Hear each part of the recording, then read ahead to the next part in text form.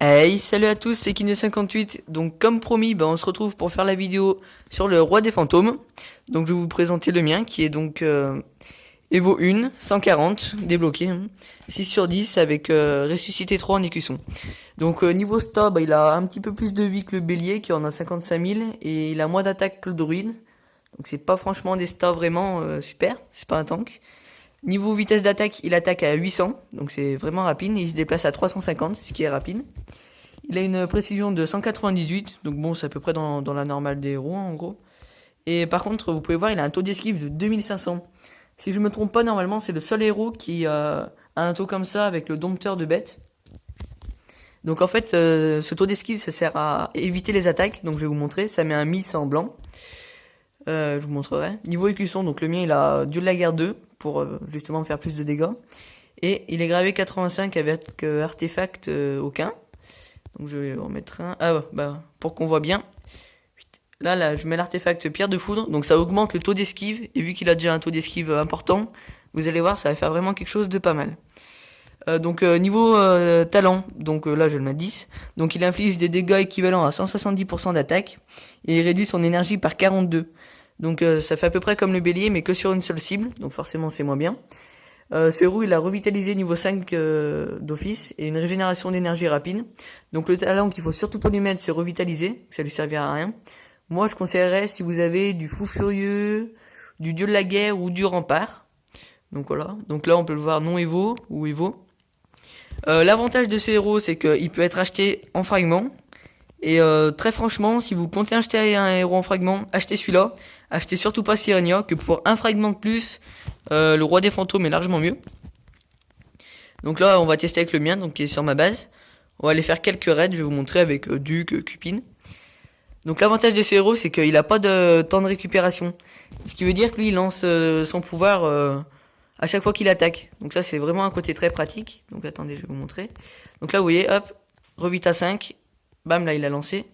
Donc 14 000 de dégâts. Donc vous voyez, là, à chaque fois qu'il attaque, il lance. Et vu qu'il attaque rapidement, un taux de 800, c'est pas mal. Donc là, je vais mettre fin combat. C'est juste pour vous montrer le taux d'esquive. Regardez-moi ça. Miss. Enfin, vous voyez, du coup, il prend presque pas de dégâts. Donc là, on va refaire une base. Une attaque. Ce serait bien de trouver une base... Ouais, à la limite. Bon, après, ça peut être un super héros. Regardez, Duc, Cupide et tous les boosts. Et là, je vous dis que... il envoie 46 000, 45 000, 60 000, 37 000. Vous voyez là? L'avantage, c'est que dès qu'il y a le duc, vous voyez comme ça va vite? Là, hop, les 50% fait juste presque avec lui. Donc voilà, là vous allez voir le taux d'esquive. Oula.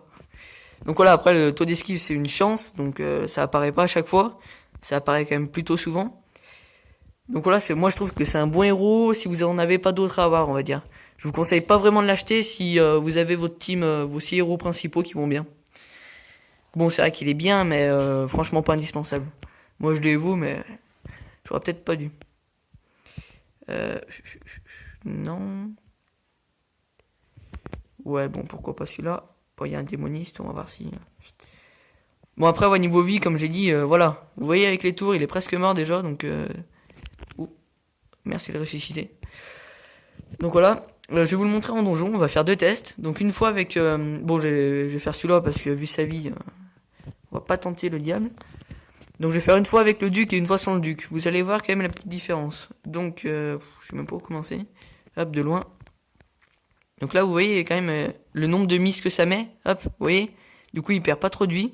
Donc si vous avez ce héros et que vous avez l'artefact pierre de foudre, il me semble qu'on le débloque en réussissant la vague R. Moi, je vous conseille bien de le mettre là-dessus. Donc là, vous voyez, la succube, elle va jamais prose. Hop. Bon, le mien, il réduit pas encore l'énergie super bien. Donc vous voyez, c'est pas un mauvais héros, seulement il a vraiment pas de vie. Hop. Du coup, voilà, il meurt. C'est son principal défaut, pouvoir mourir. Donc là, vous voyez déjà, bam, plus de vie.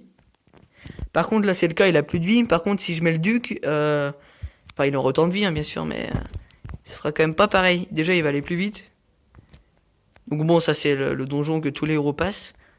Donc là, face au paladin, hop. Bon, il l'a quand même tué, même si... Donc voilà. Il aurait fallu que je prenne un sort de vie. Là, je vais vous le montrer avec le duc. Et là, c'est pas pareil. Hein. Vous allez voir. Bon, déjà, certes, il y a le duc qui fait des dégâts, mais c'est pas non plus. Donc, le petit duc, bah, moi sur les garnis, comme j'aime bien le faire. Donc là, vous allez voir. Là, vous voyez, il va lancer, mais un truc de fou. Enfin, si le duc, il presse vraiment beaucoup. Vous voyez là, bam, ça part dans tous les sens. Bam, en plus, ça one-shot presque tout. C'est vrai que le duc, il augmente l'attaque aussi. Donc là, vous voyez, pas de difficulté. Et là, vous voyez sa vie. Bon, il est moins mort parce qu'il a tué beaucoup plus rapidement les bâtiments. Après, niveau vague, il peut être pratique avec les boss. Mais bon, vu qu'il réduit, là, vous voyez, on va dire si on le met à peu près correctement, donc 7, il réduit par 33, donc c'est pas non plus énorme. Après, bon, ce héros, c'est vrai, il vole.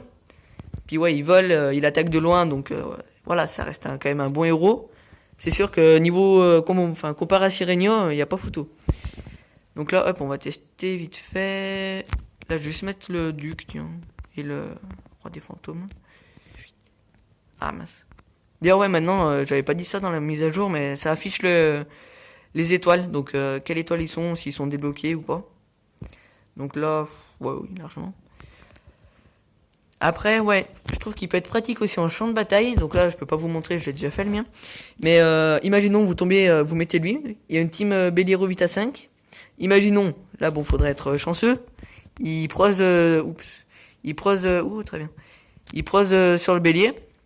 Et ben le bélier, il a plus de Revita 5. Du coup, il se retrouve à Revita 4, voire Revita, bon, je sais que ça n'existe pas, hein, Revita 3,5. Bah, du coup, ce qui voudrait dire que si c'est votre bélier, il y a peut-être une petite chance qu'il fasse son pouvoir. Sinon, bah, peut-être pas. Oula, là, ça va être dur. Vous voyez là, le nombre de miss. Bon, là, il est mort, mais pour ça, il perd vraiment pas beaucoup de vie, malgré qu'il en ait peu. Ah, hop, c'est pas grave. Bon, je vais en faire un dernier. Donc voilà, donc franchement, pour moi, ouais, c'est un bon héros. Après, si vous vraiment voulez le voir au maximum, je vous renvoie à la chaîne de SGR.